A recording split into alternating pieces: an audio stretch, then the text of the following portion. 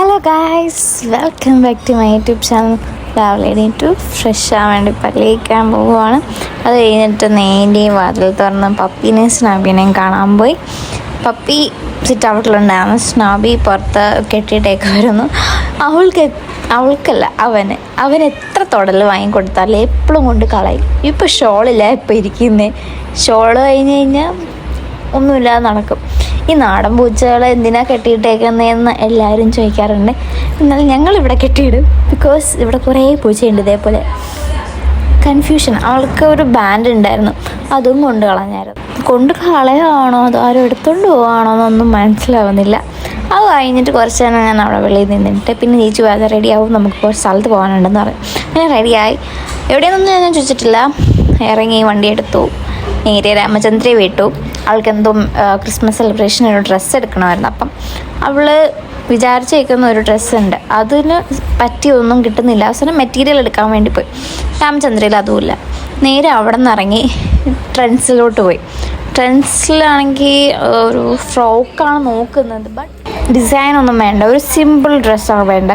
അപ്പോൾ അവൾ അത് തപ്പുന്ന സമയത്ത് അവിടെ ഒന്നും കിട്ടുന്നില്ല. അവിടെ നിന്ന് ട്രെൻഡ്സിൽ നിന്ന് ഇറങ്ങി നേരെ നമ്മൾ അടുത്ത രാമചന്ദ്രയെ പോയി. ലൈക്ക് എന്ന് പറയുമ്പം നമ്മൾ നേരത്തെ പോയത് രാമചന്ദ്ര തിരുമലയിലുള്ള, പിന്നെ നമ്മൾ മെയിൻ രാമചന്ദ്രയെ പോയി അട്ടക്കുളങ്ങര. അവിടെ പോയപ്പോഴും സാധനം അവിടെയും ഇല്ല. ആ കയറുന്ന സ്പീഡിൽ തന്നെ തിരിച്ചിറങ്ങി.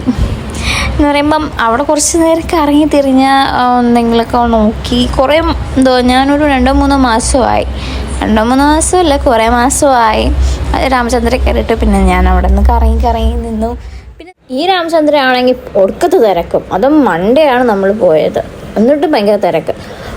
ക്രൗഡെന്ന് പറഞ്ഞാൽ അമ്മാതിരി ക്രൗഡ്. മൺഡേ ആയതുകൊണ്ട് ഒന്നും കാണത്തില്ല എന്നും പറഞ്ഞ് കയറിപ്പോയതാ, ഭയങ്കര തിരക്ക്. പിന്നെ അവിടെ നിന്ന് നേരെ നമ്മൾ ഈസ്റ്റ് വട്ടം രാമചന്ദ്രയിലോട്ട് വിട്ടു.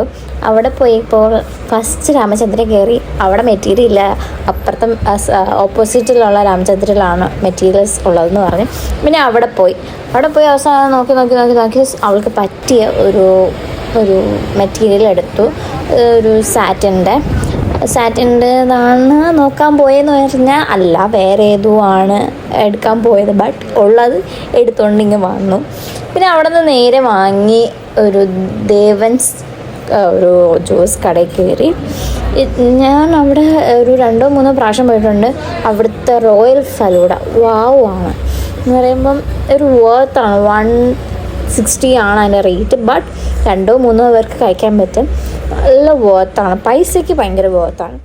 പിന്നെ അവിടെ നിന്ന് എൻ്റെ ചേച്ചി ഒരു മൊസാമ്പിയും പിന്നെ ഞാനൊരു ഓറേഷ്യയും വാങ്ങിയായിരുന്നു. അതും ഓക്കെ അല്ല, ഓക്കെ ആണ്, ഭയങ്കര ഇഷ്ടപ്പെട്ടു.